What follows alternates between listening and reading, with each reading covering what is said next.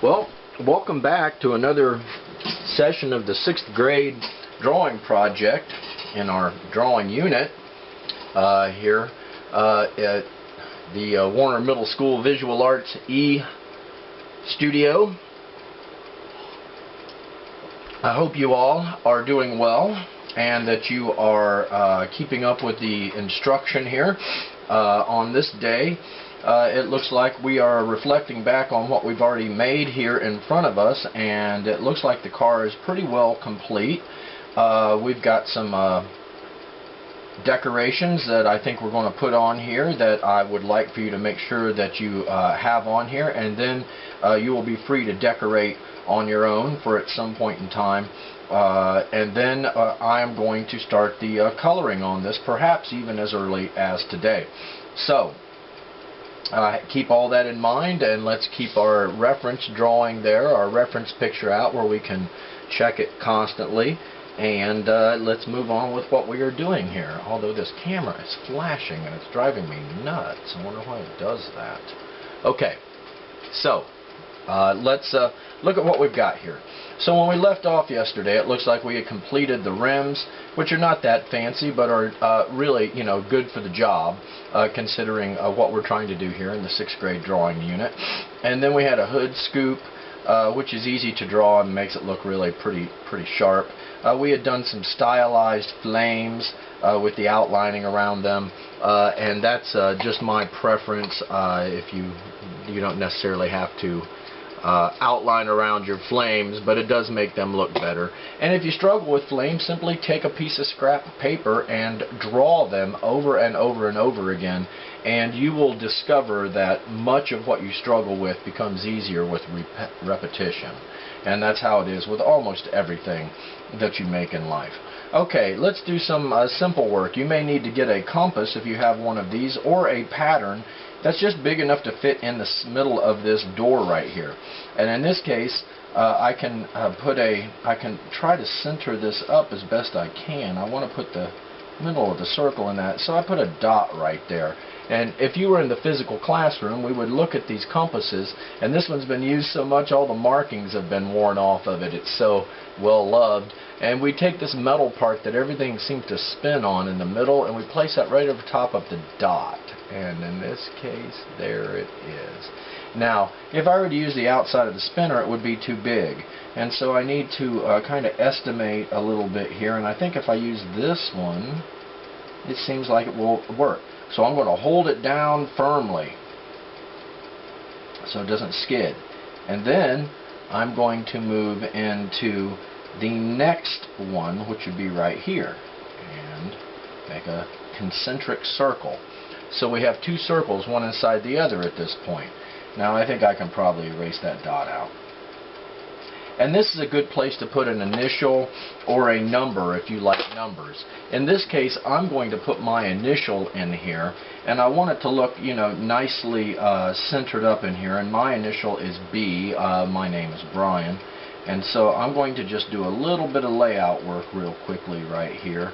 And I draw a lightly drawn rectangle, and it's going to be in there nice and square. Let me make sure I've got it not all tilty. See, it looks like it wants to be tilty, so I want it to be straight up and down.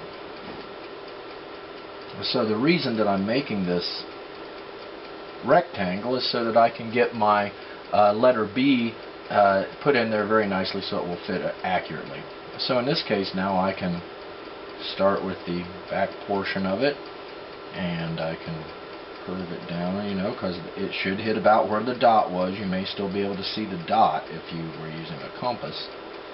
Okay, and then the lower portion of the B will come down, hit this portion out here. It's just like when you were learning to write and you were a young child. Okay, so what I've got here, and I'll bold it up, is a nicely formed capital letter B that I'm going to turn into what most students would call a bubble letter, but I call a block letter. And in this case, it would be a block letter like this. Now, I may even take the opportunity to make this kind of three-dimensional. But however you do it, as long as it's attractive, it doesn't even have to be your initial. It could be a number that you wear in a sport, or one of your favorite members of a team wears in their sport. So that would be fine as well. I am going to take advantage of this extra space I have over here, and I am going to make my initial here pop out a little bit more by giving it that three-dimensional effect. And then this would disappear right in there, and that means we would be able to see a portion of it right here and another portion of it over in here, and there would be a little line right there. Okay, so see, you know, even if it's not coming out perfectly, you can take that opportunity to convert it into something that looks better. Okay, and in this case I really like stripes, and so what I'm going to do is take my ruler and I'm going to draw a stripe that passes through this. Although, let's alright, we'll do that. So I want it to be level with these grid lines, and it won't be right in the middle. Maybe it will be.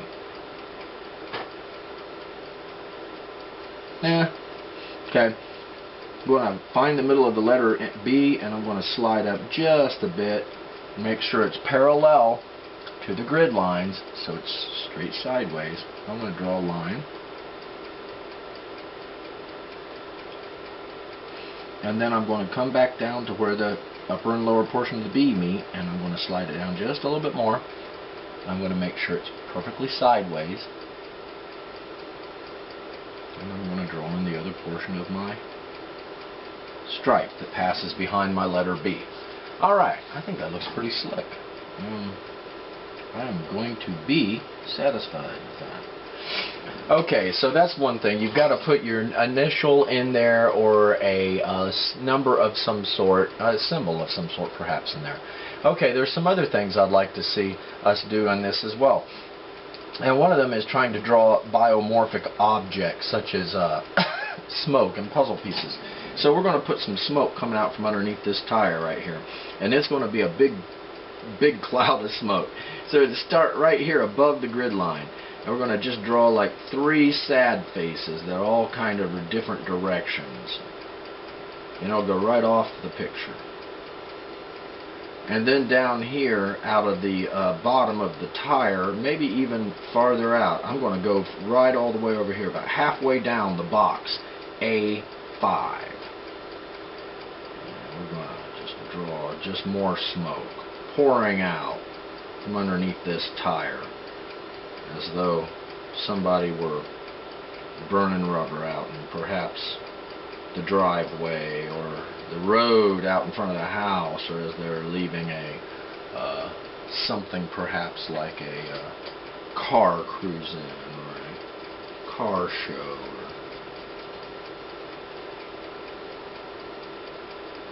Alright, erase that out of there. And we've got a cloud of smoke now as our car roars away. Here's something else I'd like for you to draw. And in this case, it's going to be using a backwards shaped J. And we're going to draw pipes that come out from underneath our car. And so we're going to start them. They will fall in between these 2 pieces of hardware that hold the suspension on, but they can't be higher than the door, or if you open the door it would hit them, and then so you would get what's called a logical disconnection if that should happen. And so we're going to start just behind this hardware that holds up our parts of our suspension. We're going to draw a backwards J shape. We will have to draw 5 of these to make it work. So right here where these 2 things meet, I'm going to draw, and it's going to be tilted like this, and it crosses over the grid line. So it's a backwards J shape. And it can't make it all the way up to that door. It's got to have some space between the door. Alright, so now we're going to repeat this 4 more times. So the next one comes out from about right here. It's a backwards J shape, and it runs parallel to the previous one. like this. Okay, so that would be 2 of them. We want these to kind of line up with each other, be about even, this one, and all of them for that matter. We're going to do the same thing again. We're going to find, just like we did here, about right here, we're going to start our backwards J shape, and they should all be about the same thickness. You can make that happen. I'm kind of drawing heavy-handed, but you should probably draw lightly at first. So these 3 should all line up nice and even with each other. And we're going to do that again. And so the backwards J shape. And here's 1, 2, 3 of them. We need 2 more of them to make this work. So from about right here, tilting back. And the bottoms should all be pretty much even with each other as well. So we do have to check that. Make sure they're all pretty much the same. Okay. And the tops should be even with each other. Okay, we're going to make 1 more. So these are all just a series of curved and straight lines and angular and biomorphic shapes, just like everything we did in the design unit, right? Just like if you were in my physical classroom, we would have done all of this exactly how we're doing it right now. One more time. We're going to backwards J shape. Okay, and they should all be about the same size if we've done it right. And all of these should line up with each other. Now we're going to erase very carefully. Now I have a small eraser I use for this, but you'll have to use just a regular eraser. But we want to erase the parts of the car that are hidden by these pipes. So a lot of working is erasing as you go, so that you don't get confused by the multitude of lines that will be everywhere in a drawing when you make one, especially an accurate drawing, a reproduction of something else. I'm going to dust this.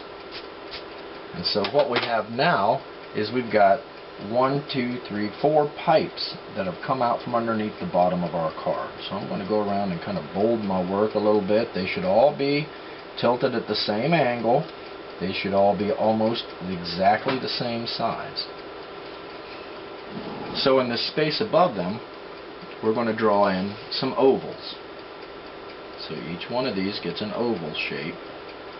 And this one gets an oval shape. And this one gets an oval shape. And all the ovals should line up right next to each other. So what is the shape of the thing we are trying to draw? In this case, it's an oval or a stripe or a cylinder. Okay, so everything that was in our notes. So that looks pretty good. There's one more thing I'm going to have you put on there that is going to be your own personalized, that I'm going to require for you, but it will still have your own personalized material in it. And we're going to start over here in the very back, where the back of our car meets the trunk of the car. And right there where those 2 items meet, we're going to just draw a curved line. Goes to about right here. Alright. And then we're going to just move over just slightly, and we're going to draw a curved line, and it will get thinner until it gets up here. This is like an old aerial that on old school cars for radios. So we want it to get just thinner as it gets tapered very accurately. Okay, let's see what we got there. Now you may have to draw it numerous times. I'm pretty confident, but mine came out pretty good. Now on the top of that, of course, we're going to put a little orb, a circle, representing the little sphere that's on the end of this. And then I'd like for you to draw a flag that will be moving in the breeze as you're zooming away from wherever you're going or have been. So we're going to draw a lazy S.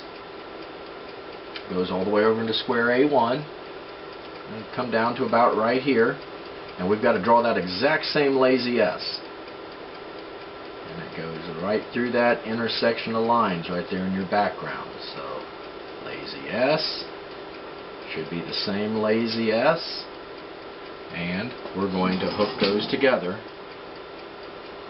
like this. And now we've got a bit of a sense of motion going on in our piece of work as well.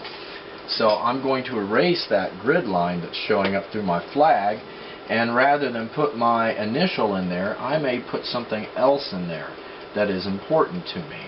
I need to put my slip sheet down. That's important to me, that I don't smudge my artwork by laying my hand against it, because I do a lot of drawing on other projects as well, and if my arm is stuck in that, it could really smudge up the work and make a mess of it, and all of this hard work wouldn't be ruined, but it would have to be fixed, and that would be problematic.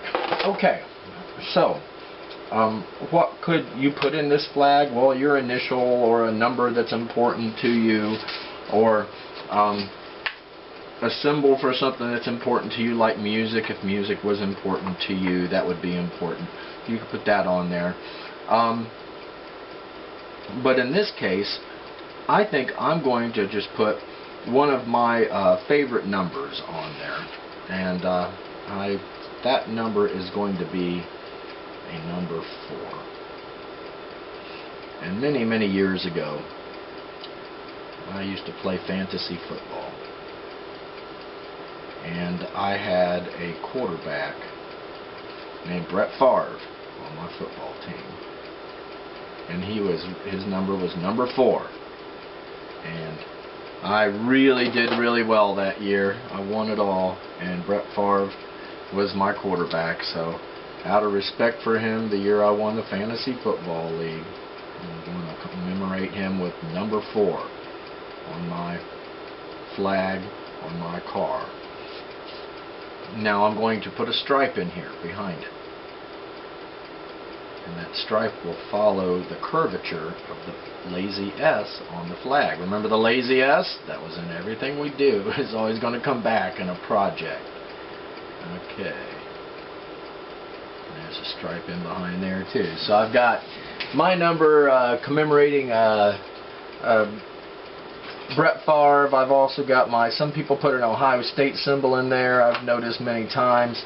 And so, now, you're free to do other types of decorations on your car as you see fit.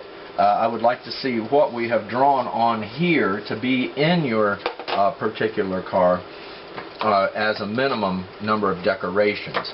However, a lot of people will draw polka dots on here, additional stripes on here, camouflage pattern. I've seen that.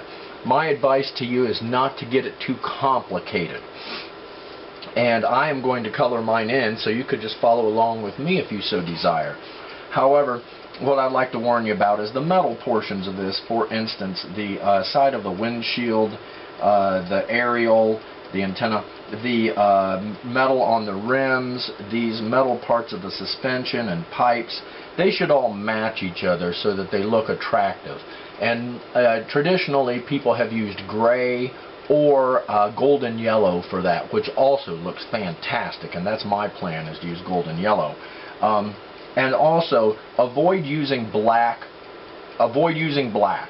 Only use it on the rubber portions of the tires, and I'm going to write that in here. That's the only place I want you to use black. It really is in short supply many times in the physical classroom. Furthermore, you get too much black colored pencil on here, it smears, and it's one thing to outline a little bit of something, or perhaps use it to define a letter or a numeral, but you really don't color the car black. Don't color the background black. Your car will disappear into it. There will be somebody out there that does that. However, they will learn. So only the black goes only on the rubber portion of our tires. So I think what I am going to do is perhaps do maybe some I think I'm just going to leave my car the way it is. I got to say, I'm pretty happy with it. So I'm going to get out my Crayola 24 pack here, and I'm going to start with something simple. Now you got to make sure all of the grid lines are cleaned off of this, and I've done the best I can to get mine off of there. But I want to start out, I like to start out with large things that are simple to do. And that, in this case, is going to be some gray colored pencil that I'm going to use on my cloud of smoke over here.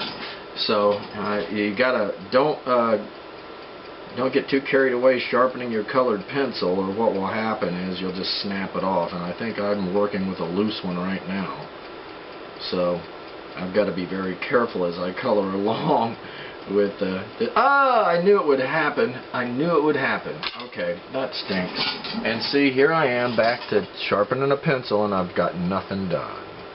So let's see if I can't change that trend and stay on the project. Now that seems pretty stout, a nice stout tip on the pencil, so you can color without having to sharpen pencils all the time. Now I think I'm going to use the golden yellow on the metal parts of my car. A lot of people will use gray. If you would like to, and you actually have it in your color pencil kit, you may not have a Crayola kit. If you've got an actual silver, if you build it up really, really heavy, it does look silver. As far as the gold colored pencils go, they don't really look gold. They look more like bronze or brownish colored. So I'm not going to say you can't use them, but I would avoid it. So I'm going to use only the colored pencils that come in the Crayola 24 pack. And that's what we have in the physical classroom, generally speaking. And if I was in the physical classroom, I'd be walking around looking at your work right now, you know, asking you questions about it, and you know what your symbols on there mean. A lot of people will put stuff on there that's personal to them. If they like music, you'll see symbols for music on there. If they are fans of certain sports teams, like the local teams, the Ohio State Buckeyes are just one of the examples. They will put logos on there like that. I've seen people who are, you know, Bengals fans draw tiger stripes on their car. So, you know, you're really only limited by your imagination. But you have to keep it simple enough that you can finish the project in a few more days. So this is part 6, I believe, of the 6th grade drawing project. So that means by this time we're probably about 9 days into the unit. And a project usually takes between, I've never seen them done in less than 10 days. So usually 11, sometimes 12 days to complete a project. And so once we get the car colored in, we're going to pick out a color for the background, and we're going to work on that. And when all of that is done, if there is time left, we'll continue to work on another color in the background to really, you know, really increase that checkerboard effect.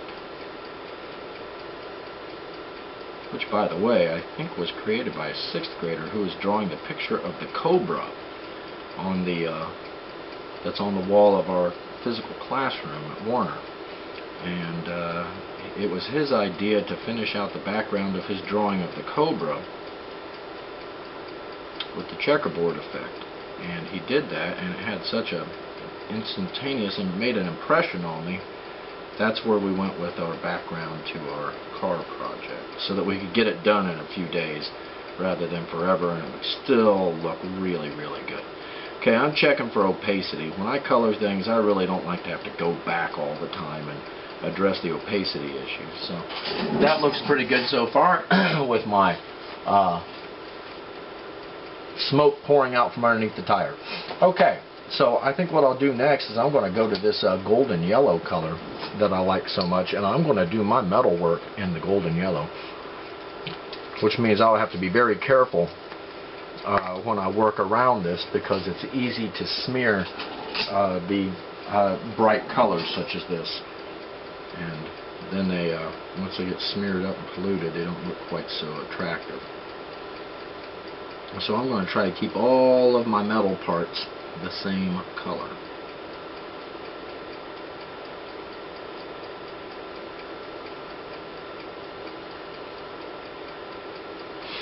And in this case, the suspension here, I just think this golden yellow color looks fantastic.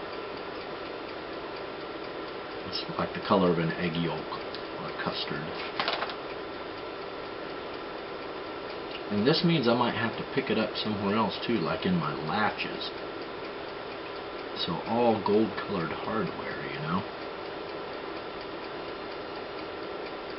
So when you're coloring with a colored pencil, it really helps to always be rolling that colored pencil around in your fingertips so that you get that nice pointy sharp corner on that you can use to help you get right into the details. So sometimes you need that really tiny but sharp corner on that colored pencil to really get it right in whatever that little crevice is that you need to put it together there, and that keeps you from having to try to erase colored pencil. Now I'm coloring with a pretty heavy touch because I really like to get the parts of it done that I'm working on without having to go back and readdress them. But that always has to happen. However, that's just the way that I personally work. Now I'm going to have this little bolt in the middle there. That's also going to be gold plated there. Same with this one. That's attractive. Okay. Now let's go over here to the we'll do our aerial right here. That can be metal and this golden yellow, which I think is so attractive, right here at the top. So yeah, once we start in the literal classroom, in the physical classroom, this is one of the times when you really get a lot of production out of the students, because now their projects are really coming together. They're really excited about them.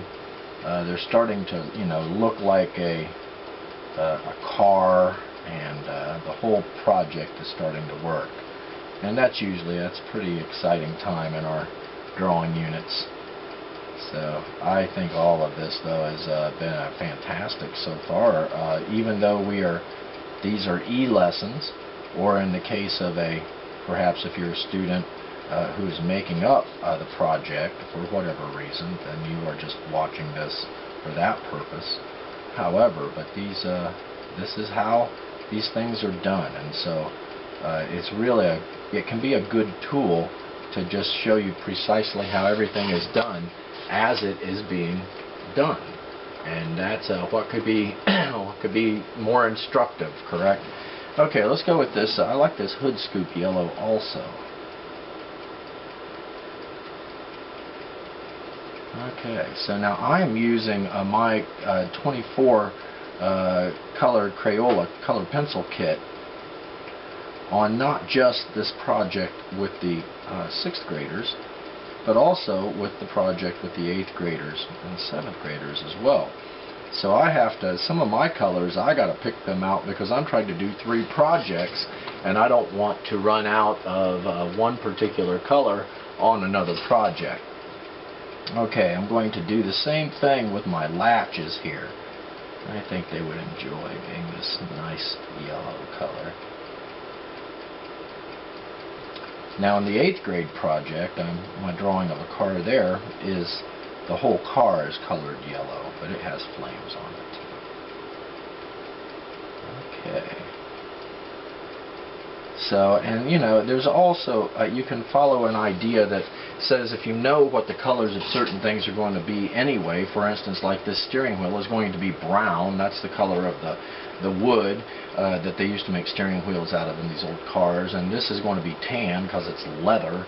So, once you kind of start putting these colors together, you can start really getting an idea where you're going with your drawing. And if you're trying to get everything to match, which is what I am attempting to do here, then you can the coloring can come together rather quickly, but there's a lot of it to fill in, and that's why you have to constantly be on your work when you are making a piece of artwork. You can't really spend a lot of time socializing and hoping that you'll ever get it done.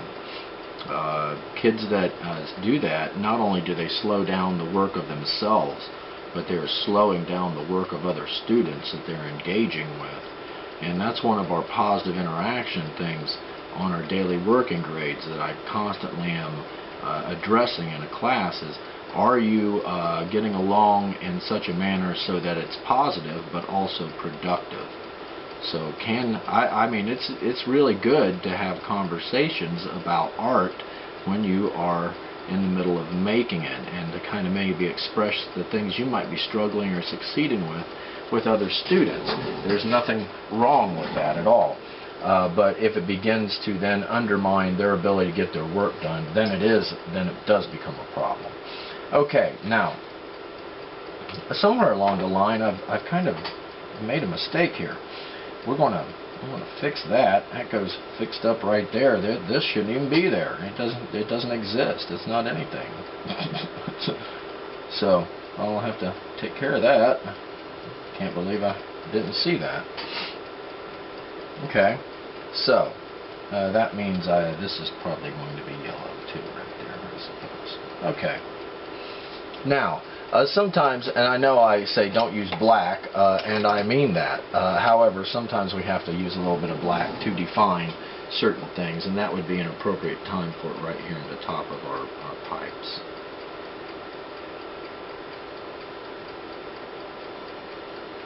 Alright, yeah, this is a fantastic project. We've always had great success with it over the years with the 6th graders.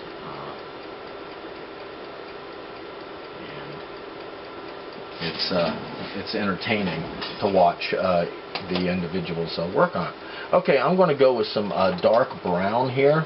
I'm going to use that on my steering wheel, and then I might actually go back to this yellow, which is going to be on the rims of my automobile here as well. Okay, so I'm going to cover this up so I don't smear it, and go with some typical brown representing wood, old school. But that means I could maybe use the golden yellow on the hardware portion of the steering wheel, couldn't I? Maybe I better just use gray on that.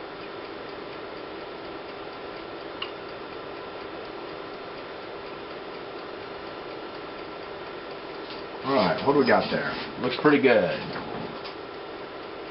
Looks pretty good. Let's focus and see. That looks pretty good. Let's focus and see again.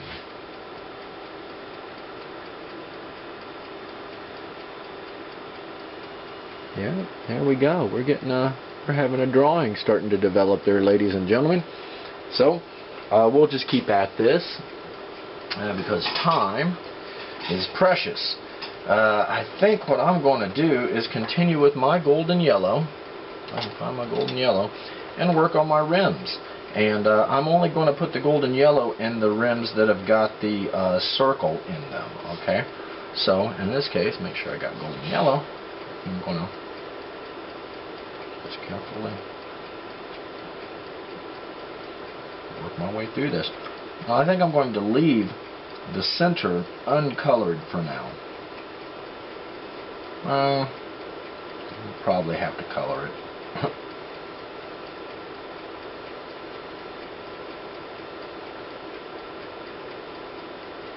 But it's always kind of nice to have bright colors on the car. You know, 3, 4 colors are always a good you know, limit, really. It keeps you from having to really spend all your time thinking what the next color will be. Well, that bell says that this is the end of this particular session. So this was a good session. We were able to not just get the car finished with some simple decorations on it, but we were also able to get the coloring going all in one session. And I'm going to finish this part up right here, and that is precisely where we will pick up on the next session. And so your task is to finish the decorations and continue with the coloring with the colored pencils. You know, I am going to make that, I'm going to put it in there. I can always put a darker color over it if I so desire, or outline it in black if I must. Okay, let's see what we've got here. On opacity, you know how I am about that. Okay, let's see what we got. That is a good looking project. So if you're keeping up with the project where I'm at right now, you're doing fantastic work, and I appreciate your efforts. And so we will get back together and continue coloring on this fine automobile that we've taken so long and been so careful to draw. Alright, I will see you in the next session. Have a nice day.